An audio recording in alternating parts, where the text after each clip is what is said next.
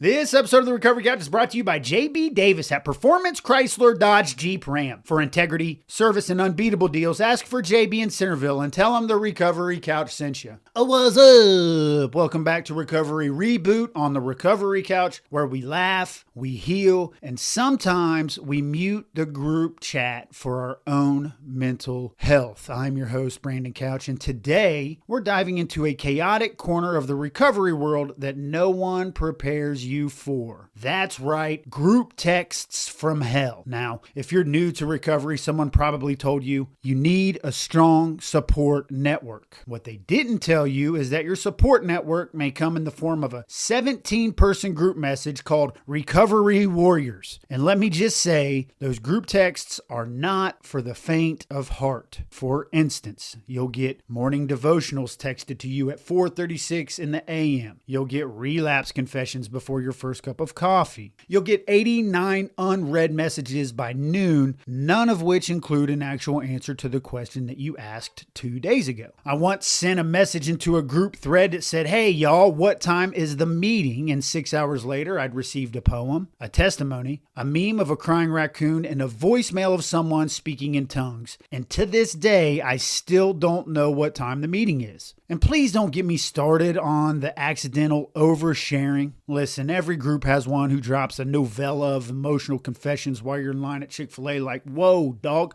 I just wanted some nuggets, not your childhood trauma today." But here's the truth. Those messy, chaotic group texts, they're kind of beautiful in a way. If you're in a group text with the right people, then those messages are real and raw and honest and transparent. And even though you might mute them sometimes, they will remind you that you're not alone in this journey. Because yeah, one minute it's chaos, but the next minute someone drops the exact word that you needed to hear. Or someone who relapsed might say, "I need help," and the whole crew rallies behind them and you get to see it firsthand. Or you post one little victory and you get a digital standing ovation with fire emojis and LFG text for days. It's not perfect, it's not polished, but it's like family, and we all need family. Galatians chapter 6 verse 2 says, "Carry each other's burdens, and in this way you will fulfill the law of Christ." And sometimes that means carrying them through iMessage and voice memos and gifs of Oprah shouting, "You get a breakthrough, and you get a breakthrough, and everybody's going home with a breakthrough." So if your recovery group text is loud, slightly unhinged, and full of people who feel everything just a little too deeply, then you need to be saying, "Hell yeah," because that means it's working. I'd like to thank you for hanging out with me for episode 10 of Recovery Reboot. Next time, we're getting into the wonderfully weird world of sober romance with sober dating. Please send help.